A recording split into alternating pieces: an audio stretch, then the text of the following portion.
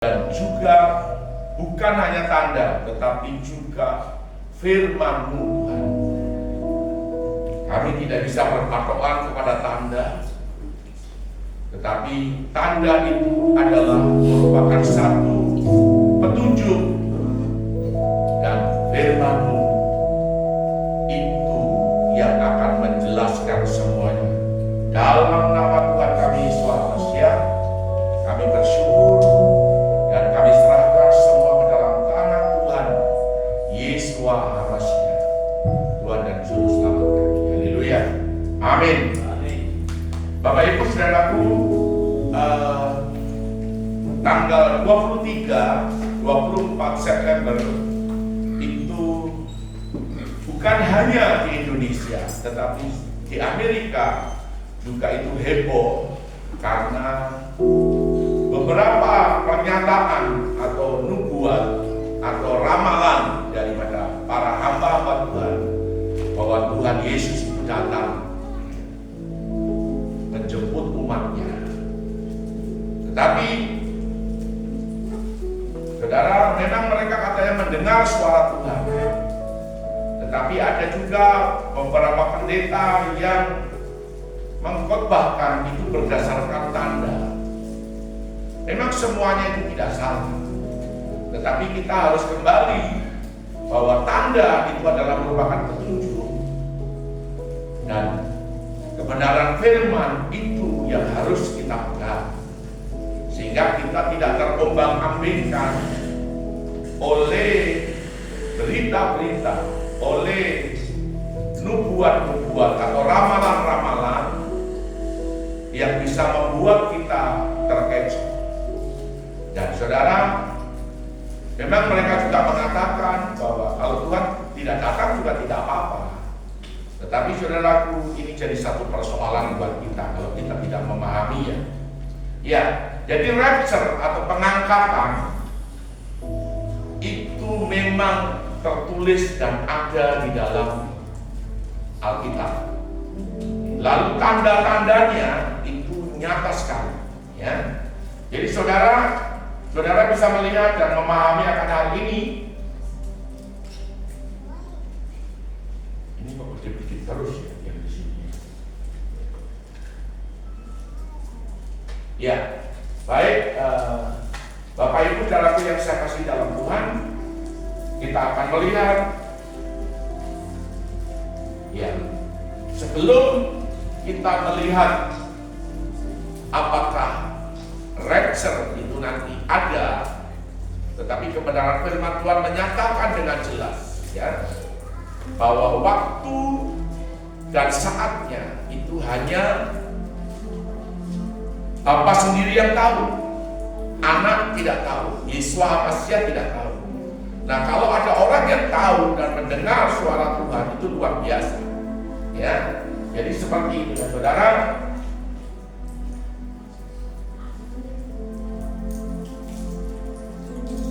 Tidak mau lagi, ya. Ya, saudara, 7 hari raya Israel ini yang ada di dalam Alkitab. Nah, saudara lihat, yang pertama adalah Paskah atau Yom Besar atau Passover. Yang kedua adalah hari raya roti tidak berlagi atau unleavened bread atau Yom HaMatzot. Yang ketiga adalah hari raya buah sulung atau first fruit, Yom Sifrat HaOmer atau Bukirim. Kemudian yang keempat itu Pentakos atau Pentakosta atau Sabot, ya, dalam bahasa Ibrani. Ini yang merah itu semua sudah digenapi. Nah, 3 ini yang belum, yaitu Hari Raya Sangkakala atau Peniupan Nafiri atau trompet, atau Ros Hasana atau Yom Teruah. Kemudian yang kedua adalah Yom Kippur atau Hari Raya Pendamaian, the Day of Atonement. Kemudian yang terakhir, yang ketujuh itu adalah Hari Raya Pondok Daun atau Tabernakel atau Kandang, ya. Seperti itu, atau disebut dalam bahasa Ibrani itu Sukkot. Saudara harus paham ini, karena 3 hari raya yang belum digenapi itu yaitu peniupan nafiri. Dan peniupan nafiri nanti ini ada nafiri yang terakhir. Nah saudara, kalau kita berbicara peniupan nafiri ini, sebenarnya tanggal 23 September tahun 2017 itu juga pernah heboh bahwa Tuhan akan datang. Seperti itu. Tetapi saudara, hari itu tanggal 21 September 2017 itu hari raya peniupan nafiri. Jadi mereka menggarisbawahi bahwa Tuhan pasti datang. Mengapa? Karena mereka melihat tanda. Ya. Jadi melihat tanda bintang yang ada di langit. Ya, bintang yang ada di langit. Yaitu the Star of Bethlehem. Jadi bintang yang sama ya, itu yang pernah muncul pada zaman Abraham. Bintang yang sama yang pernah muncul pada waktu orang-orang Majus melihat bintang itu. Dan mereka dari Persia berjalan ke Yerusalem, kemudian ke Bethlehem. Nah, seperti itu. Saudara, perjalanan orang Majus dari Persia ke Bethlehem itu bukan perjalanan yang ringan, itu perjalanan yang sangat berat. Kita tidak tahu karena tidak tertulis berapa lama perjalanan itu. Nah, kalau kita melihat tandanya, apakah Tuhan langsung datang? Belum tentu. Karena kalau kita melihat ada satu perjalanan yang harus kita tempuh.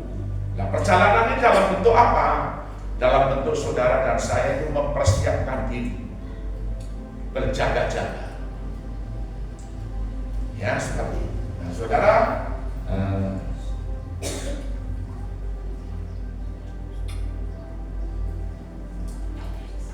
ya, patronnya adalah Imamat pasal 23. Nah, hari raya peniupan nafiri itu kemarin tanggal 23 bulan 9 tahun 2025. Yom Kippur itu nanti diadakan pada tanggal 1 sampai tanggal 2. Ya. Kemudian Sukkot itu tanggal 7 sampai dengan tanggal 13 Oktober ya. Jadi ini Oktober bulan 10 ya, seperti itu. Nah, saudara, ini yang ada di dalam Imamat pasal 23 perjanjian lama. Nah, di dalam perjanjian baru itu ada 3 hari raya besar, sama dengan ini juga 3 hari raya besar, yaitu Pentakosta, Paskah atau Passover atau Yom Besar, lalu kemudian Pentakos atau Pentakosta atau Sabot, dan yang terakhir itu adalah Sukkot. Ada di dalam perjanjian lama 3 hari raya besar. Nah, 3 hari raya di dalam perjanjian baru itu adalah tetap yang pertama Paskah, kemudian Pentakosta, dan yang ketiga adalah ini kelihatannya tidak suka kita berbicara ini. Yang ketiga adalah Natal. Nah, Natal ini berbicara tentang kedatangan Tuhan. Sukkot itu memang identik juga dengan kedatangan Tuhan. Nah, saudara, ini yang saudara harus pahami dan saudara harus tahu. Ya. Nah, saudara, kita baca dulu dalam Matius pasal 24 ayat 36. Matius 24 ayat 26. Kita membacanya bersama-sama. Dan firman inilah yang menjadi pedoman dalam hidup saudara dan saya. Mazmur 24 ayat yang ke-36. Mari silakan kita baca, kita berdiri.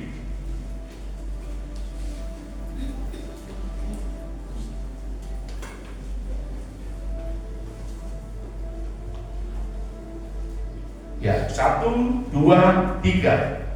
Tetapi tentang hari dan saat itu tidak seorang pun yang tahu, malaikat-malaikat di surga tidak, dan anak pun tidak, hanya Bapa sendiri yang tahu. Jadi, saya persilakan dulu. Jadi, saudara, hanya Bapa. Nah, Bapa kita itu namanya Yahweh. Jadi nama satu pribadi namanya Ilya. Itu yang tahu. Tuhan Yesus sendiri saja tidak tahu. Bagaimana pertanyaannya? Hamba-hamba Tuhan itu kok bisa tahu? Karena mendengar suara Tuhan, lalu meyakini bahwa tanda itu pasti tanggal 23 nanti adalah merupakan nafiri yang terakhir. Kita lihat yang berikut adalah 1 Tesalonika 5 ayat 14, 15 dan 16. Tolong bantu saya baca. Satu cepat berdiri ya. Baca tolong. 1 Tesalonika pasal yang ke-5 ayat 14 sampai ayat ke-15. Kami juga menasihati. Oh bukan. Bukan itu ya. Coba itu tentang kedatangan Tuhan ya. Enggak apa-apa, ini tentang nasihat. Berarti pasal yang keempat bukan pasal yang kelima. Oh iya, pasal yang keempat ayat 13. Ya. Atau ini tentang kedatangan Tuhan. Iya. Sebab pada waktu tanda diberi, yaitu pada waktu penghulu, malaikat berseru dan sangkakala Bapa Yahweh berbunyi. Ya, sangkakala ya berarti ini nafiri, ini trompet ya. Terus Maka Tuhan sendiri akan turun dari surga. Tuhan sendiri akan turun dari surga. Dan mereka yang mati dalam Kristus. Yang mati dalam Kristus Akan lebih dahulu bangkit. akan lebih dahulu bangkit. Sesudah itu kita yang hidup, Sesudah itu kita yang hidup, yang masih tinggal, akan diangkat bersama-sama dengan mereka dalam awan menyongsong Tuhan di angkasa. Jadi kedatangan Tuhan yang kedua itu bukan menginjakkan kaki di bumi, tetapi di awan-awan. Ya. Kemudian yang berikut lagi adalah 1 Korintus 51 sampai 53. Ya tolong bantu saya dibaca. 1 Korintus pasal yang ke-15 ayat yang ke-51. Sesungguhnya aku menyatakan kepadamu suatu rahasia. Aku menyatakan kepadamu, kepada jemaat di Korintus, kepada kita semua, suatu rahasia. Kita tidak akan mati semuanya. Tetapi kita semuanya akan diubah. Dalam sekejap mata. Pada waktu bunyi nafiri yang terakhir. Jadi ada bunyi nafiri terakhir dan Tuhan akan turun di awan-awan. Lalu kita akan diubah dalam sekejap seperti itu. Terus sebab nafiri akan berbunyi dan orang-orang mati akan dibangkitkan dalam keadaan yang tidak dapat binasa, dan kita semua akan diubah. Karena yang dapat binasa ini harus mengenakan yang tidak dapat binasa, dan yang dapat mati ini harus mengenakan yang tidak dapat mati. Saudara paham? Jadi dalam sekejap mata saja diubah tubuh kita dalam tubuh kemuliaan. Yang dapat binasa menjadi tidak binasa lagi. Yang dapat mati menjadi tubuh kemuliaan. Jadi menyongsong Tuhan di angkasa. Nah, kemudian yang berikut adalah Matius 24 ayat 42 sampai 44. Matius pasal yang ke-24 ayat yang ke-42 sampai dengan ayat yang ke-44. Karena itu berjaga-jagalah. Sebab kamu tidak tahu pada hari mana Tuhanmu datang. Tetapi ketahuilah ini, jika tuan rumah tahu pada waktu mana Pada waktu mana? Pada malam hari. Pada malam hari. Pencuri akan datang. Pencuri akan datang. Sudahlah pasti ia berjaga-jaga. Sudahlah pasti ia akan berjaga-jaga. Dan tidak akan membiarkan rumahnya dibongkar. Tidak akan membiarkan rumahnya dibongkar. Terus? Sudah sampai di situ. Ayat 44. Ya. Sebab itu hendaklah kamu juga siap sedia. Hendaklah kamu juga siap sedia, artinya waspada, artinya berjaga-jagalah. Ya, seperti ini. Karena anak manusia datang pada saat yang tidak kamu duga. Anak manusia, Yeshua HaMashiach itu datang tidak apa? Kita tidak menduga. Tidak seperti apa yang kita duga. Jadi kita tidak bisa mengatur tidak. Memang dia datang tidak seperti apa yang kita duga. Kapan saja dia bisa datang. Ini udah waktunya sudah tidak ada. Ya, seperti ini. Kemudian saudaraku yang berikut adalah di sini dikatakan tanda dan firman kedatangan Tuhan Yesus itu sudah nyata. Ini merupakan satu warning buat kita bahwa rapture itu segera datang, segera terjadi. Nah, tanda-tanda itu bisa dibaca dalam Matius pasal 16 ayat yang ke-1 sampai yang ke-4. Tolong baca saja. Atau saya baca ya. Kemudian datanglah orang-orang Farisi dan Saduki hendak mencobai Yesua. Mereka meminta supaya ia memperlihatkan tanda dari surga kepada mereka. Tetapi jawab Yesua, pada petang hari karena langit merah, kamu berkata hari akan cerah. Langit merah, hari akan cerah. Pada pagi hari karena langit merah dan redup, kamu berkata hari akan buruk. Rupa langit kamu tahu, membedakannya, tetapi tanda-tanda zaman tidak. Angkatan yang jahat dan tidak setia ini menuntut satu tanda, tetapi kepada mereka tidak akan diberikan tanda selain daripada tanda Nabi Yunus. Lalu Yesua meninggalkan mereka dan pergi. Jadi saudara, mereka tahu kalau langit merah itu hari akan cerah. Kalau langit merah dan redup itu hari buruk, saudara. Makanya Tuhan Yesus mengatakan dengan jelas sekali di sini, kamu tahu itu. Dan ini adalah merupakan satu tanda, ya, saudara. Nah, tanda inilah yang saudara harus pahami dan saudara harus tahu. Yang pertama di sini, ya, tanda yang pertama itu adalah bintang, the star of Bethlehem. Waktu Tuhan Yesus lahir di bumi, yaitu di Bethlehem. Dua, langit terbuka waktu Tuhan Yesus itu dibaptis. Ini tanda. Gempa bumi badai petir pada waktu Tuhan Yesus tergantung di atas kayu salib. Kegelapan kelam pekat, matahari tidak bersinar selama 3 jam. Ini merupakan satu catatan. Alam saja tunduk, gunung tunduk, laut pun tunduk, ya, kepada Tuhan.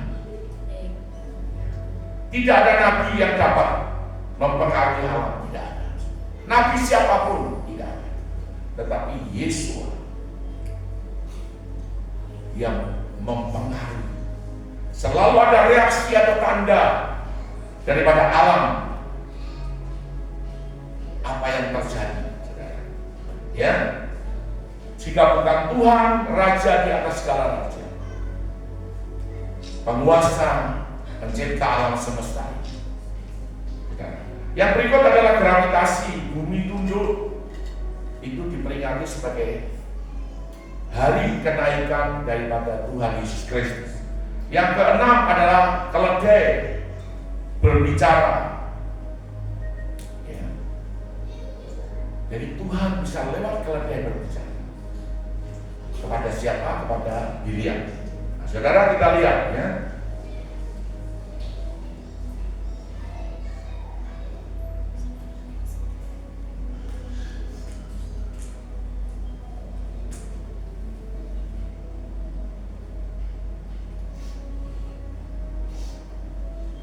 Nah, ini tanda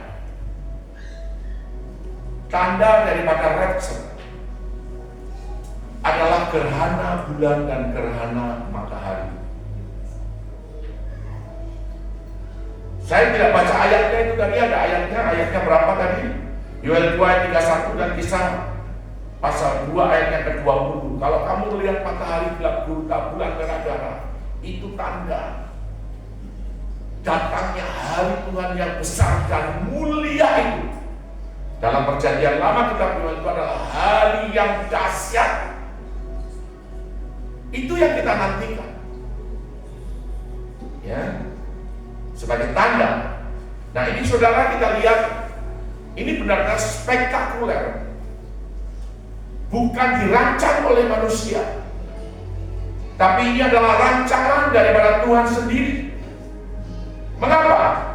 Karena tahun 2014 ini dan tahun 2015 itu terjadinya di bumi Israel. Ada namanya Paskah, itu ada bulan merah darah. Kemudian hari raya Sukkot itu bulan merah darah.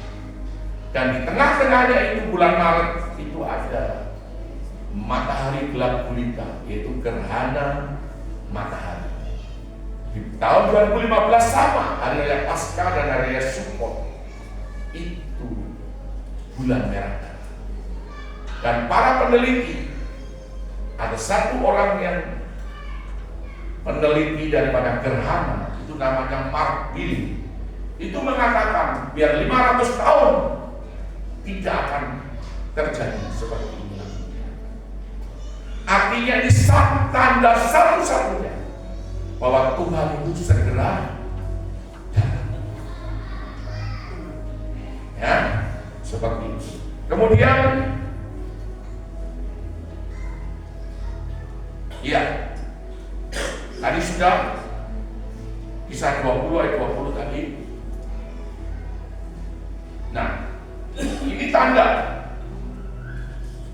Saudara, tahun 2019 saya menyimak dan memperhatikan tanda ini. Bulan Januari, Juli, dan bulan Januari lagi. Dan tahun 2019 itu, kalau gerhana bulan merah darah, itu adalah tanda penghakiman bagi dunia ini dan bagi gereja Tuhan. Dan ini benar-benar terjadi, karena 2019 itu munculnya COVID. Maka dikatakan COVID-19, karena itu munculnya tahun 2019. Munculnya COVID itu menggegerkan seluruh dunia, membuat seluruh dunia luluh lantak dengan yang namanya COVID-19. Saudara mau percaya, bahkan gereja pun tidak bisa beribadah, dilarang untuk beribadah. Saudara bisa bayangkan betapa hebat dan dahsyatnya. Saya tidak perlu bahas lebih lanjut. Kemudian adalah tanda yang berikut adalah Sungai Efrat itu kering. Jadi tahun 2014 itu sudah disinyalir bahwa Sungai Efrat tidak akan kering. Dan itu benar-benar mustahil. Tetapi apa yang terjadi? Sekarang bukan seperti ini, tapi sekarang itu Sungai Efrat dapat dilalui truk, dapat dilalui kendaraan berat. Bahkan Sungai Efrat bisa dipakai untuk bermain sepak bola. Ya. Kemudian yang ketiga adalah pembangunan bait. Kalau orang bilang Baitullah atau bait Tuhan atau bait suci, ya, itu di lokasi ada dua masjid, Masjidil Aqsa dan Dome of the Rock. Jadi setan itu betul-betul seperti itu liciknya, karena dia tahu bahwa bait suci yang ketiganya akan dibangun kembali. Itu Matius pasal 24 ayat yang ke-15. Kemudian 2 Tesalonika pasal 2 ayat 3 dan sampai ayat yang ke-8. Ini ditulis dengan jelas sekali, saudara. Dan saudara kalau baca ini saudara tahu, bait suci yang ketiga ini akan berdiri, dan yang berdiri nanti yang akan menyelenggarakan ibadah di dalam bait suci yang ketiga ini adalah imam di bawah pemerintahan antikristus. Manusia durhaka yang akan berdiri. Tolong baca itu saja ayat 24, 15.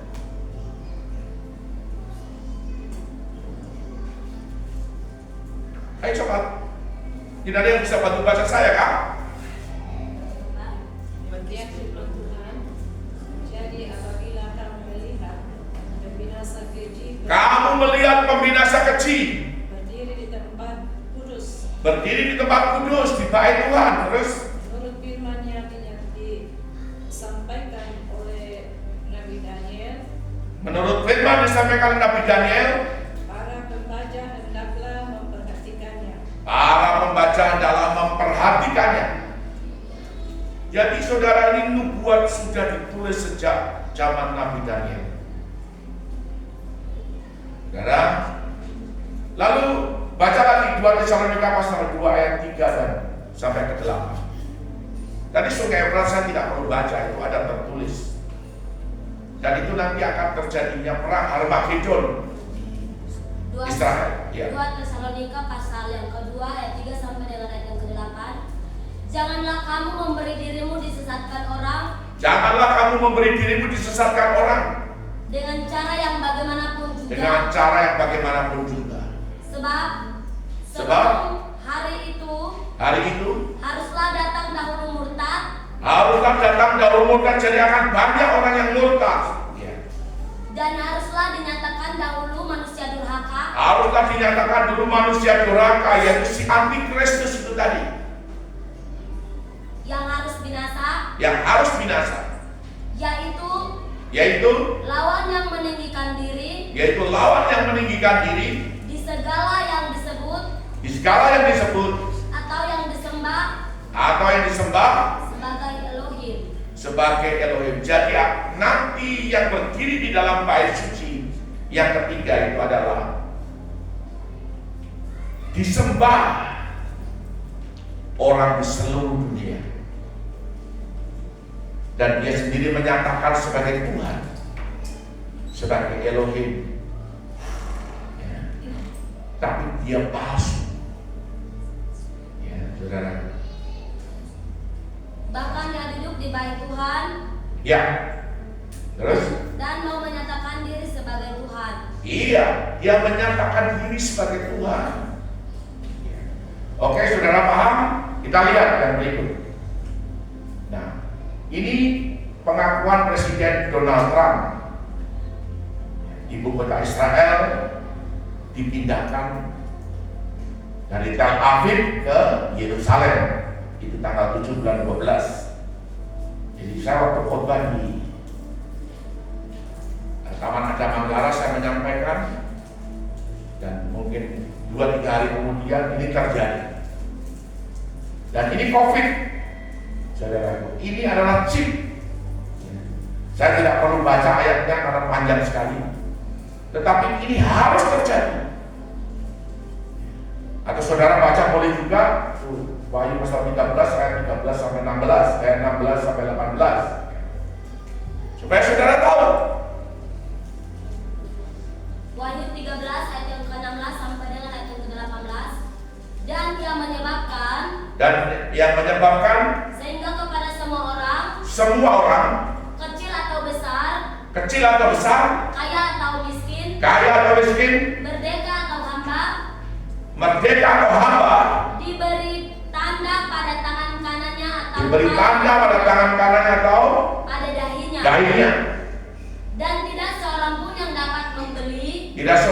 dapat membeli atau menjual selain daripada mereka yang memakai tanda itu, yaitu nama binatang itu atau bilangan namanya. Yang penting di sini ialah hikmat. Yang penting di sini adalah hikmat. Barang siapa yang bijaksana, Barang siapa yang bijaksana, baiklah yang menghitung bilangan binatang itu, bila ia menghitung bilangan binatang itu. karena bilangan itu adalah berapa? bilangan seorang manusia, Bilangan seorang manusia. dan bilangannya ialah Bilangannya ialah 666. 666. 666. Iya. Saudara tahu bagaimana kelompok antikris ini berusaha untuk mencuri start dengan COVID, dengan berusaha memasukkan chip ke dalam tubuh manusia. Chip itu besarnya hampir sama dengan COVID, ya, virus COVID. Virus COVID itu besarnya 100 nano. Kalau chip itu besarnya, biochip itu besarnya itu 120. Bisa berkeliling di dalam peredaran darah, dalam sirkulasi darah. Mungkin bisa ada di otak, mungkin bisa ada di mana. Dan itu ada baterainya. Namanya itu mikro nanochip, robotik, seperti itu. Sudah dicanangkan di Afrika, di satu negara, bahwa anak begitu lahir tidak perlu lagi surat kelahiran, tidak perlu. Begitu keluar dari rumah sakit sudah ada chip di dalam anaknya. Jadi saudara harus memang benar-benar dan hati-hati, karena melalui obat-obat yang saudara minum juga itu bisa ada chip di dalam.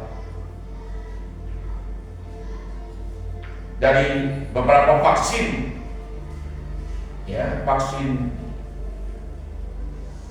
yang diteliti, ya, dari Pfizer, dari AstraZeneca, dari yang dari Cina itu, lalu kemudian dari Rusia, tapi yang ada satu yang itu diteliti ada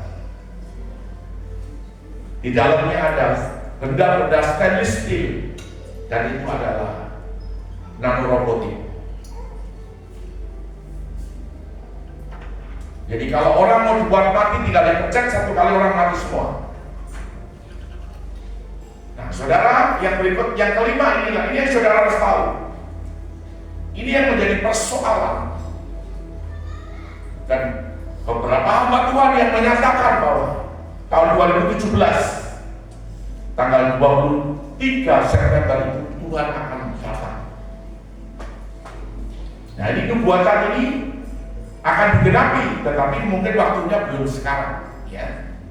Saudara, kita lihat di situ, maka tampaklah suatu tanda besar di langit, seorang perempuan berselubungkan matahari dan dengan bulan di bawah kakinya, dan sebuah mahkota dari 12 bintang di atas kepalanya. Ia sedang mengandung, dan dalam keluhan penderitaannya hendak melahirkan.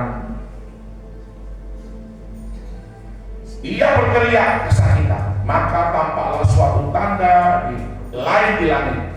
Lihatlah seekor naga merah, ya, yang besar berkepala 7 dan bertaring 10, dan di atas kepalanya ada 7 mahkota, dan ekornya menyeret sepertiga bintang di langit dan melemparkannya ke atas bumi, dan berdiri, ya, dan berdiri di hadapan perempuan yang hendak melahirkan itu untuk menelan anaknya. Segera sesudah perempuan itu melahirkannya, saudara, untuk menelan. Tetapi perempuan itu dan anak itu dilarikan, saudara, kepada gurun di satu tempat. Berikut, saudara, kita akan lihat. Iya, ini, saudara. Jadi ada perempuan yang berdiri, lalu ada 12 mahkota di atas kepalanya. Dan seekor naga merah yang besar yang berkepala 7 sedang menanti perempuan ini akan melahirkan. Oke, berikut kita bisa lihat. Nah ini saudara, inilah yang terjadi 23 September 2017. Saudara, perempuan itu Virgo, dan di atas itu ada bintang Leo. Ini ada matahari, ya di sini ada matahari. Saudara lihat ini ada matahari, di bawah ini moon, ini matahari. Ini bulan berdiri di atas bulan. Kemudian matahari, ini rasi bintang Virgo dan Leo.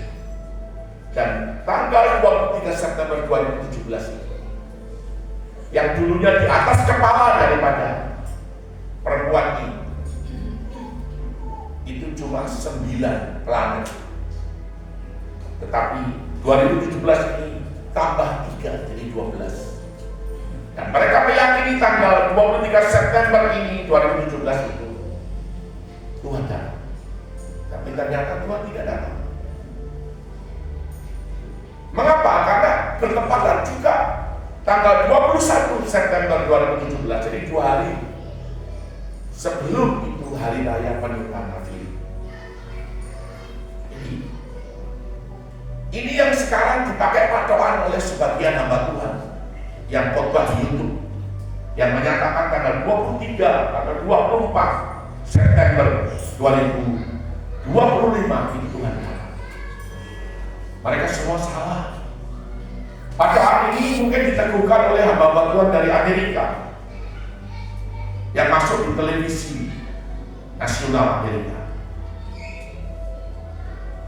Mereka menyatakan bahwa Tuhan akan datang.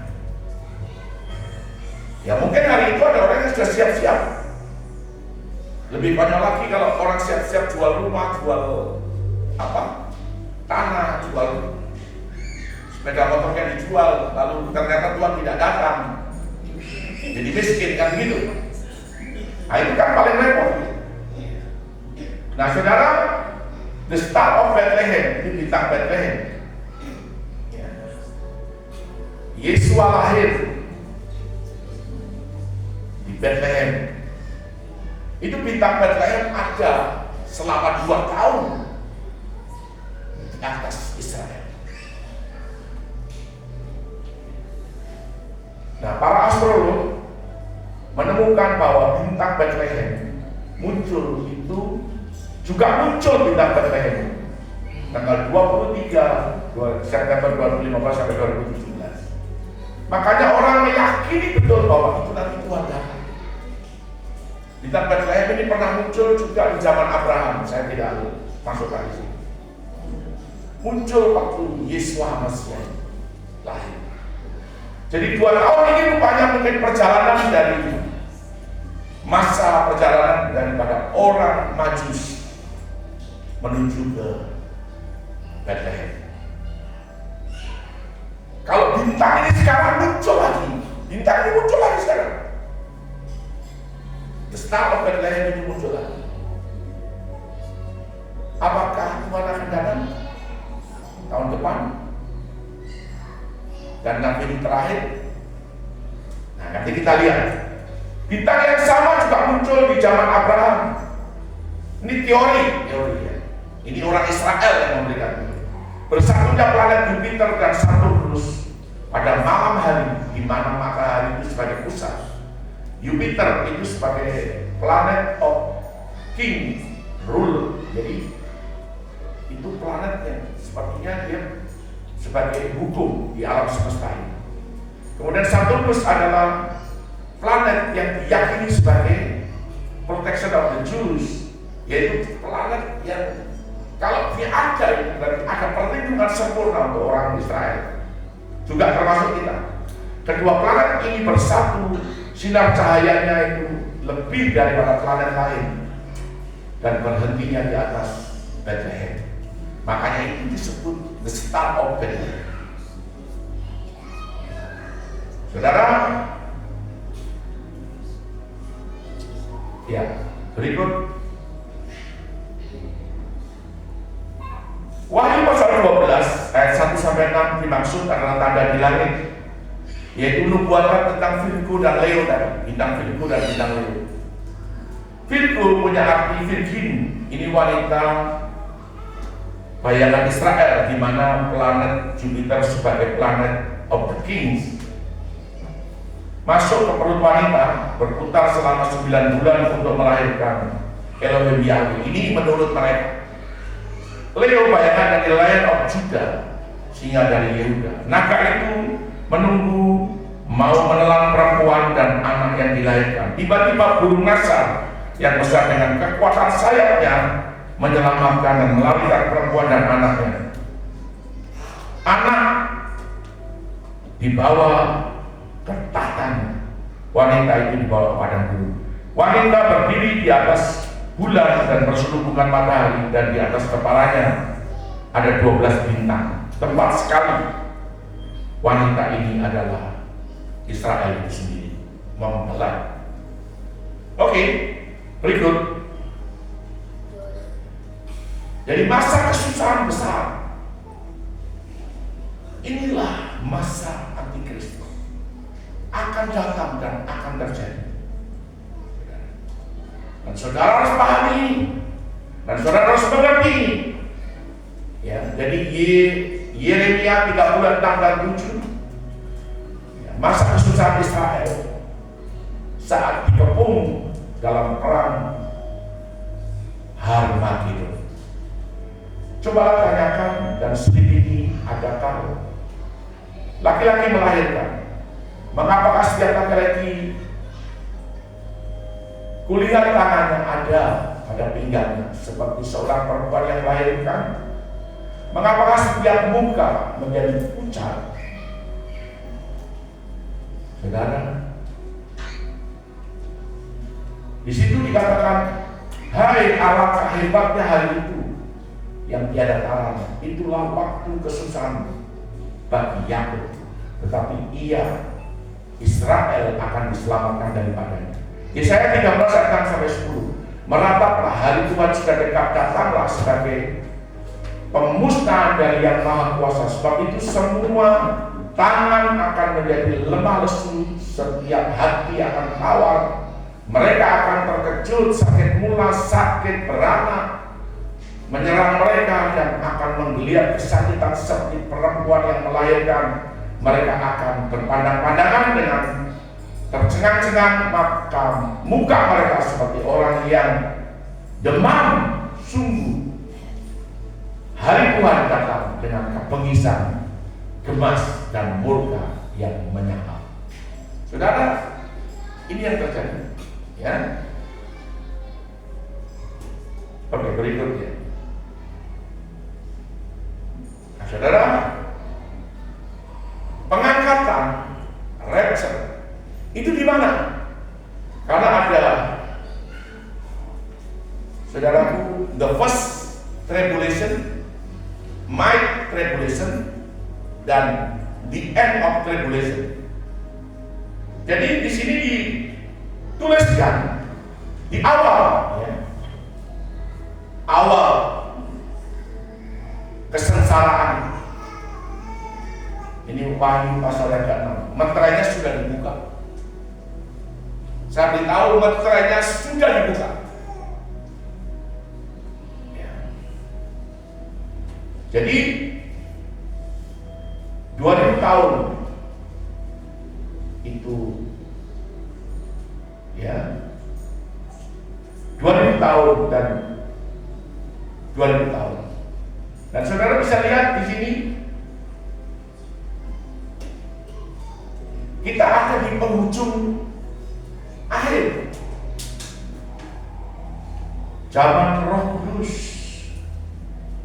kemudian kegerakan besar ini ada di dalam 3,5 tahun, dan 3,5 tahun itu adalah zaman antikristus. Itu satu sahabat, ya, satu sahabat.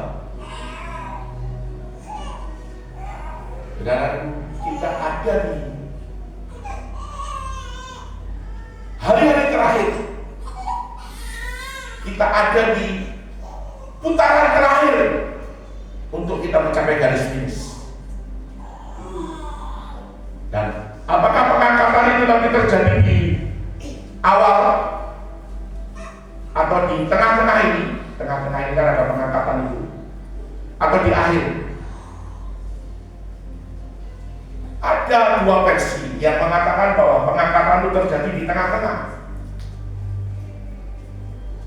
Tapi ada juga hamba Tuhan yang mengatakan bahwa terjadi di terakhir. Kalau buat saya itu tidak penting. Yang penting adalah kau siap. Engkau siap sedia. Karena kita akan memasuki di dalam satu pesta perjamuan kawin anak domba. Dan itu sangat luar biasa. Saudara. Lalu kita akan datang kembali, turun kembali ke bumi dan menginjakkan kaki di bumi, memerintah 1000 tahun bersama dengan Elohim Bapa Yahweh, Yeshua HaMashiach. Saudara. Yang berikut. Nah, mengapa Tuhan Yesus itu belum datang? Tadi saudara sudah lihat tanda. Tanda itu tadi Star of Bethlehem itu.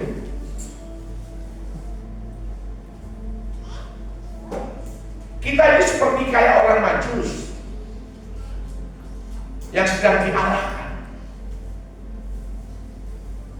oleh Bapa kita untuk kita sadar dan mengerti, memahami akan hal ini. Pemuda-pemuda, pemudi mungkin berkata, kalau itu saya rugi, saya belum kawin baru, saya belum punya anak baru, saya belum punya suami baru, saya belum punya istri baru. Aduh, mengapa Tuhan datang cepat-cepat? Nanti dulu sudah, kalau bisa tunda dulu Tuhan, tunda dulu sudah, saya kawin dulu, saya punya anak dulu. Saudara, engkau tidak rasa, engkau tidak tahu bahwa apa yang Tuhan buat itu yang terbaik. Amin. Nah, mengapa Tuhan belum datang? Ini adalah firman. Tadi firman tentang kedatangannya kita sudah dengar. Sekarang firman mengapa Tuhan belum datang? Dan ini yang tidak diperhatikan oleh para hamba-hamba Tuhan. Dia hanya berdasarkan pewahyuan, berdasarkan roh. Sedangkan di dalam tabernakel itu kan ada meja roti pertunjukan dan ada kaki dia. Kita tidak bisa hanya berdasarkan roh. Pokoknya yang penting itu Roh Kudus. Yang penting itu Roh Kudus. Tidak tahu bahwa itu Roh Kudus, tidak tahu, atau Roh Buddha tidak tahu yang sudah masuk. Itu tidak boleh. Di sebelahnya ada meja roti pertunjukan. Itu firman. Firman inilah yang menjadi patron, menjadi patokan. Lalu orang lain yang berkata, yang penting itu firman. Yang penting itu firman. Roh Kudus, Roh Kudus itu siapa? Itu tidak perlu, yang penting itu firman. Sedangkan firman dan Roh Kudus itu harus berjalan, harus bersama-sama. Kalau kamu bicara Roh Kudus kamu tidak tahu lagi Roh Kudus sudah masuk atau Roh Buddha sudah masuk, kamu tidak tahu. Kalau tanpa firman saja Engkau tahu bahwa yang penting firman, kau pintar firman. Kau jadi ahli Taurat. Kau jadi orang Saduki. Pintar firman, pintar sampai di luar kepala, di luar otaknya. Firman dan pintar, semua dibantah dengan firman. Tapi merokok jalan terus, minum mabuk jalan terus, berzina jalan terus, begitu kan? Karena tidak dipimpin oleh Roh. Bisa paham? Kalau nanti saudara dipimpin oleh Roh, itu rohnya siapa? Nanti jangan-jangan saudara jadi dukun juga tidak tahu. Karena dukun itu dipimpin oleh Roh, tapi Roh siapa? Roh setan yang pimpin. Nah makanya saudara harus mengerti tentang firman. Jadi firman dan Roh Kudus itu seperti satu sayap, dan ada satu sayap lagi, sayap burung nasar yang akan membawa saudara dan saya terbang. Amin. Seperti. Nah, mengapa Tuhan belum datang? Hujan Roh Kudus ini belum terjadi. Sudah terjadi, tetapi untuk wilayah kita ini belum. Begini, lahir gereja.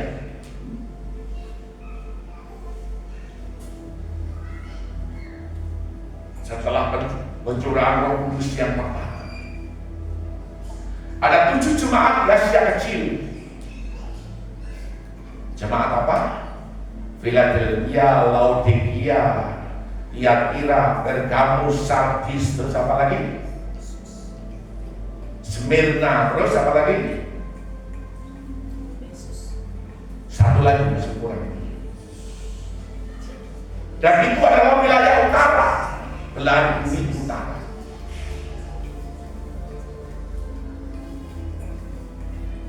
Kemudian pergerakan Tuhan itu ke barat, ke Eropa dan ke Amerika. Orang-orang barat dipakai oleh Tuhan waktu dia menjajah belahan bumi lain. Mereka juga ada utusan-utusan Injil. Barat dilawan Tuhan luar biasa. Kebangunan rohani sudah terjadi di barat, hebat. Tapi setelah barat, kebangunan rohani bergeser kemana? Ke selatan. Selatan itu mana? Bumi selatan itu Afrika, Amerika Latin. Saudara lihat sekarang orang Afrika, orang-orang hitam yang seringkali orang tidak memandang muka. Dipakai Tuhan berdoa buat orang mati, orang bangkit. Di Amerika Latin ada hamba Tuhan yang dia tidak perlu berdoa, cuma bukan hanya tiup. Saudara, sekarang gereja terbesar di dunia itu bukan lagi di Korea, bukan lagi di Indonesia, tapi gereja terbesar di dunia itu ada di Afrika dengan jemaat 15 sekali ibadah 15 juta. Panjang gerejanya saudara tahu itu lebih dari 3 km. Dan setelah ibadah mereka tidak pulang. Yang sakit masih tunggu, berdoa dan menyembah Tuhan. Mereka pulang dengan sukacita karena disembuhkan dari penyakit. Mereka pulang membawa terobosan. Mereka kalau ibadah tidak hitung jam, kadang-kadang bisa sampai jam 12 malam. Setelah mereka sembuh baru mereka pulang. Mereka dipulihkan, mereka pulang. Saudara, kita masih belum lihat timur. Timur itu mana timur itu? Golden Gate. Pintu gerbang timur itu akan terbuka. Dan kemuliaan Tuhan akan dinyatakan di timur. Lebih hebat, lebih dahsyat. Karena kebaktian, kebangunan rohani itu nanti akan terjadi di timur ini. Timur itu mana? Negeri perjanjian baru. Itu adalah Indonesia.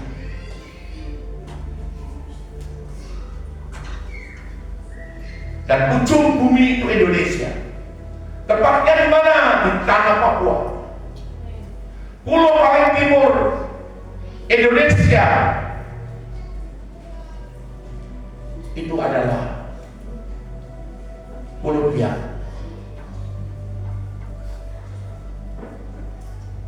Ujung bumi di mana? Pulau Biak ini termasuk. Oleh sebab itu Biak ini, saudaraku, mendapat satu kebanggaan, mendapatkan satu privilege dari Tuhan sendiri. Mengapa saya tidak boleh tinggalkan Pulau Biak? Anak saya sahabat ini waktu belum mengerti, dia bilang begini, "Papa, kenapa Papa tinggal di Biak? Di Biak ini susah. Di Jawa lebih enak, Papa. Lebih baik jual semua yang ada di Biak ini, kita pindah saja ke Jawa. Di Jawa kan bisa juga pelayanan. Papa bisa punya gereja di Jawa. Papa bisa khotbah di Jawa. Pasti jemaatnya ada, Papa itu hebat." Dan dia ditanya semua dengan saudara dan saya, saudara perempuan saya tanya, "Bisa Pak, kalau kamu mau hidup itu paling enak di mana?" "Oh, Mama Win, saya mau tinggal di Pulau Jawa saja. Pulau Jawa itu enak, apa-apa murah, gampang. Tapi di Papua itu semua sulit, harga mahal." Kalau saudara keluar, ada nasi pecel masih 5.000 itu masih ada. Adakah di tanah Papua yang nasi pecel 5.000? Tidak ada.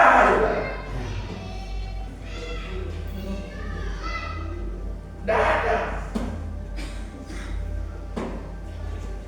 Nasi soto 8.000 ada nggak? Nggak ada.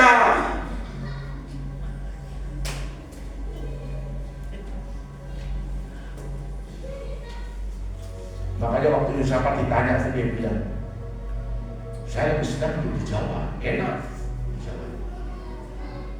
Memang betul sih. Tetapi kita bukan berdasarkan enak dan tidak enak, tapi berdasarkan panggilan Tuhan. Sekarang kita lihat timur. Apakah timur ini sudah ada orang yang dibangkitkan? Apakah penginjilan besar terjadi?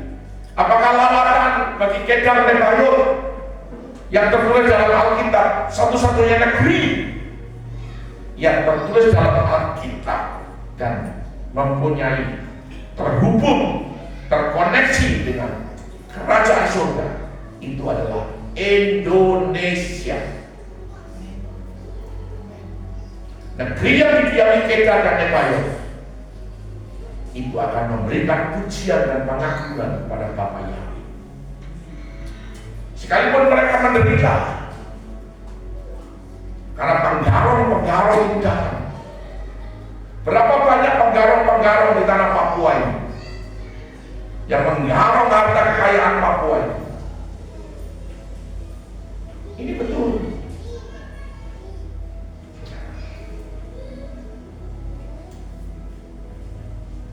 Orang Papua tidak ingin merdeka kalau dia sejahtera. Karena orang Papua kelaparan. Berapa waktu yang lalu masih ada yang mati. Maka dia minta merdeka. Sebenarnya itu adalah cerita hati daripada rohani mereka.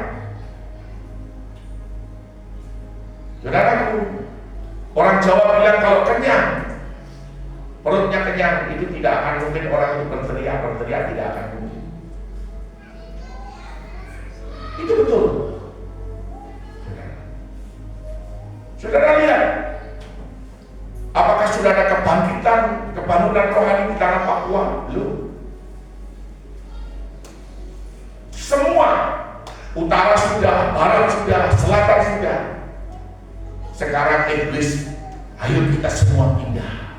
Waktu saya kuliah di Yakob Nahua itu, pendoa-pendoa menyatakan semua setan itu pindah ke timur. Benteng timur ini dijaga oleh kekuatan maut. Sekarang tinggal kita bagaimana? Apakah kita menyerah begitu saja karena Tuhan bilang kita diberi kuasa? Roh Kudus itu adalah kuasa.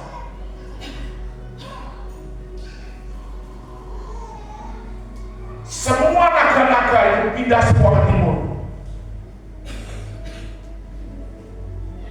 Bahkan timur ditutup begitu rupa. Menjadi satu misteri.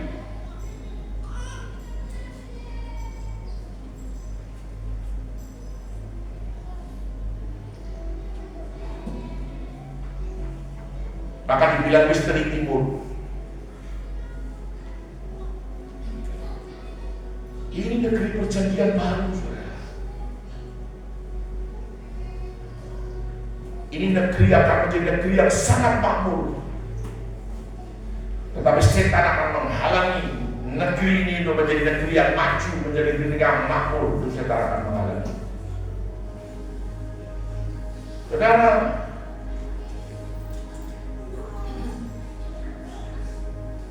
penduduk Islam terbesar di dunia itu ada di Indonesia.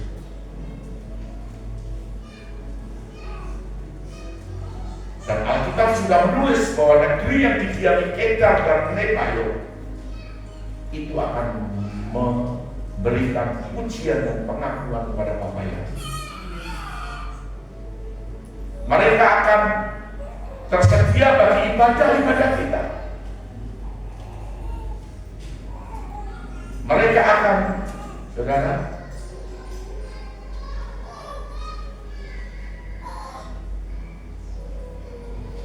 memberikan, menjadi korban persembahan kambing domba Kedar Nebayo. Itu akan menyemarakan rumah keagunganku. Kedar Nebayo itu siapa? Dalam kitab Kejadian pasal 25 itu adalah anak dari Ismail. Mereka akan datang. Kalau kita tidak menginjil, malaikat yang akan menginjil sama mereka. Jangan saudara sangat tertawa-tertawa saja, ceritakan tentang Injil. Kita akan melihat kebangunan rohani, kita akan melihat pencurahan Roh Kudus double porsi yang belum pernah ada di timur, di utara, barat, dan selatan. Itu akan terjadi di timur. Kebangunan rohani terbesar sepanjang segala abad yang belum pernah ada, dan itu adalah kebangunan rohani yang terakhir. Kita belum melihat orang Papua berdoa buat orang mati bangkit, belum. Kita belum lihat gereja di Papua berdoa untuk orang mati dan orang hidup bangkit, belum. Dan kita akan lihat itu. Kita akan lihat itu. Engkau akan dipakai Tuhan.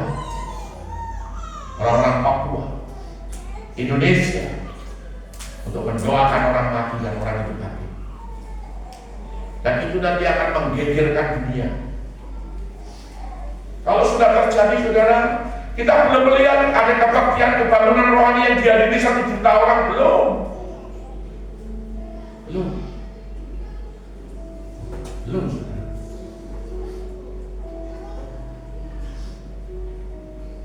Kalau 100.000 mungkin sudah, 200 mungkin sudah. Tapi kalau 1 juta orang kita belum lihat di Indonesia. Saudara, kita lihat, ya, kembali. Yuel 2 ayat 23. Hujan awal dan hujan akhir itu akan dicurahkan bersama-sama. Mustahil. Itu mustahil. Tetapi Tuhan kita itu Tuhan yang tidak mustahil. Amin. Hujan Roh Kudus double porsi. Inilah lawatan Tuhan yang belum pernah ada dan terbesar. Seperti kayak surga itu menyerbu bumi. Oke, yang berikut. Di Loteng Yerusalem ini berkumpul 120 orang di satu tempat di loteng itu. Terus ya. Maka penuhlah mereka dengan Roh Kudus. Inilah lahirnya gereja di Asia Kecil. Utara, wilayah utara. Laodikia, Philadelphia, Pergamus, Smyrna, Tiatira, lalu Sardis, lalu apa lagi? Efesus. Smyrna sudah. Tiatira sudah. Pergamus, Tiatira. Laodikia. Tuh. Saudara, ya berikutnya. Di situ dikatakan kamu akan menerima kuasa kalau Roh Kudus turun ke atas kamu. Kamu akan menjadi saksiku dari Yudea, Samaria sampai ke ujung bumi. Kita ini sudah ada dalam gelanggang pertandingan. Jangan sampai kita jadi penonton. Saya mengapresiasi anak-anak muda kita ini melayani dengan hebat, dengan luar biasa. Jeripayamu tidak akan sia-sia. Tuhan akan memberikan yang terbaik buat kamu. Tuhan akan mengadakan perbedaan. Orang yang sungguh-sungguh dan yang tidak sungguh-sungguh. Ya, berikutnya.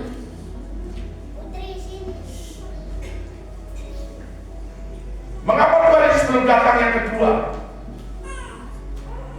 Oh, ternyata jumlah orang yang mau masuk surga itu belum cukup. Roma 11 ayat 25, sebab saudara-saudara, kamu jangan menganggap dirimu pandai, dan aku mau agar kamu mengetahui rahasia ini. Sebagian dari Israel telah menjadi cegal tempur, sampai jumlah yang penuh dari bangsa-bangsa lain itu masuk ke dalam kerajaan surga. Roma 11 ayat 25. Jadi saudara, surga itu harus penuh.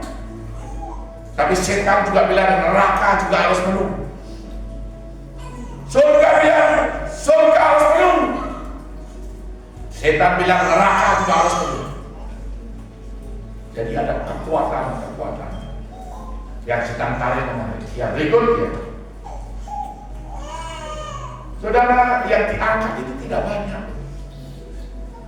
Kalau tidak, saudara tidak berjuang, itu susah. Banyak yang dipanggil, sedikit yang dipilih.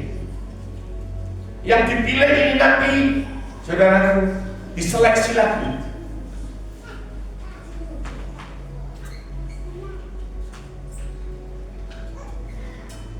Itu ada kesetiaan atau tidak? Setia itu adalah kunci. Kemudian dipanggil, dipilih, setia. Dipanggil banyak, dipilih tinggal sedikit, setia tinggal lagi sedikit. Yang setia inilah yang akan diangkat. Itu tertulis dalam kitab Wahyu. Nanti kalau kita baca, waktu kita sudah habis. Terus yang berikutnya.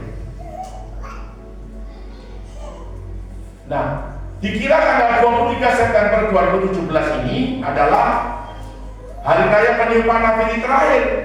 Ternyata tidak. Tadi itu ayatnya sudah kita baca. Yang dapat binasa diubah tidak dapat binasa, yang dapat mati diubah menjadi dalam. Dalam sekejap mata, pada waktu bunyi nafiri terakhir, mereka diangkat. Orang yang mati dan matinya dalam Kristus juga kuburnya pecah. Semuanya dalam sekejap diubah dalam sekejap mata Oke, lanjut. Saudara, kata yang dapat binasa itu harus tadi sudah ya. Saudara yang saya kasih dalam itu tanggal 23 September 2017. Bagaimana saya tadi malam berusaha untuk download tapi saya belum tahu caranya karena HP Samsung tidak populer dengan saya. Saya ada beli HP juga baru tapi baru dipasang dan belum, yang lama masih belum kosong, masih ada data-data. Jadi tanggal 7 September kemarin ini itu ada bulan merah darah. Dan tanggal 21 itu ada gerhana matahari. Tetapi ini saudaraku bukan untuk orang Israel. Gerhana bulan dan gerhana matahari ini melanda Indonesia. Arti kata gerhana itu adalah, itu kan dari bahasa Jawa, bahasa Sanskerta. Itu adalah gerah ono. Gerah itu sakit, gerah itu penderitaan, gerah itu kesusahan. Ono itu ada. Jadi siap-siaplah saudara, karena gerah ono itu sudah ada di depan mata kita. Kita tidak tahu dalam 3 bulan terakhir ini bencana apa yang akan terjadi. Tetapi itu pasti ada. Akan ada penghakiman atas dunia ini dan akan ada penghakiman untuk gereja-gereja. Kita belum dengar, tapi saudara akan dengar. Dan itu yang terjadi. Lalu firman yang terakhir adalah ayat yang ke-58. Karena itu saudara-saudara yang kekasih, berdirilah teguh, jangan goyah, dan giatlah selalu dalam pekerjaan Tuhan. Sebab kamu tahu bahwa dalam persekutuan dengan Tuhan, jerih payahmu tidak akan sia-sia. Yang berikut, ya, mari kita sambut. Inilah profil daripada Yesua Masih. Ini profil ini dibuat oleh seorang yang bernama Akiana Kramaric. Sejak kecil dia selalu dibawa oleh Tuhan, digandeng tangannya. Lalu dia menjadi pelukis. Kalau saudara lihat di YouTube itu Akiana Kramaric itu nanti dia melukis. Mulai dari mata dilukis. Lalu inilah Yesua Masih yang pernah dia lihat. Ya, terus yang berikut sosok profil Yesua Masih. Anak kecil ini juga pernah dalam satu bahwa Tuhan itu. Anak kecil ini, saudara, pada buahnya. Jadi pada waktu diperlihatkan gambar Yesus ini, dia bilang ini bukan sampai yang terakhir. Ini sudah ini. Yang digambar oleh Akiana Kramaric. Seperti ini sudah, ini adalah Tuhan Yesus. Saudara lihat gagah dan ganteng luar biasa. Orang Tuhan kita tuh hebat. Amin. Yang berikut, sudahkah kita siap sedia menyambut kedatangan Tuhan? Siap tidak siap, saudara harus mempersiapkan diri. Kasih tahu suamimu, nanti kalau Tuhan datang itu tidak diangkat bagaimana? Bilang saja. Jangan takut. Jangan sampai, karena perkataan ini nanti itu perkataan roh. Dia akan merenungkan dan berpikir, nanti kalau anak istrimu semua diangkat, kamu ketinggalan bagaimana? Terus yang kedua kau bilang, Pak C, Kalau malam ini tiba-tiba Tuhan datang sama kau lalu kau bilang pulang ke surga, kira-kira kau ini masuk surga kan tidak? Ini cuma ngomong saja di pendeta Suada Kaleb yang bilang, saudara bilang dia pakai nama saya. Saudara, saya mau sampaikan ini, ya, puji Tuhan. Saya tidak mencuri waktu terlalu banyak. Saya ingin bercerita lebih banyak, tetapi karena waktu itu saya tadi sudah besar-besar, Bapak paling lama khotbah 1 jam, susah 1 jam. Puji Tuhan, Tuhan Yesus memberkati kita sekalian, saudara sudah paham, saudara mengerti bahwa kita tidak bisa berpatokan kedatangan Tuhan dengan tanda saja, tidak bisa. Kita harus lihat firman-Nya, kita harus lihat kenyataannya. Sudah atau belum digenapi. Amin. Ternyata kok masih banyak yang belum digenapi. Amin. Oh, kita semua belum menjadi kaya, nanti kita kan kaya dalam kemurahan, kaya dalam kebaikan, kaya dalam uang kamu juga akan banyak nanti. Ini akan terjadi kalau kau setia. Tapi kalau kau tidak setia, nanti ujung-ujungnya ya utang. Utang sini, utang sana. Tapi kalau kau setia, kau tidak akan utang. Tidak akan. Tuhan selalu buka jalan dan buka pintu. Seperti itu. Saya ini bersyukur karena saya tidak punya utang. Ya kalau pakai kartu kredit itu wajar saja. Kita pakai, kita beli, kita nanti bayar, itu wajar. Puji Tuhan, Tuhan Yesus memberkati. Mari kita naikkan pujian. Sudahkah kita siap?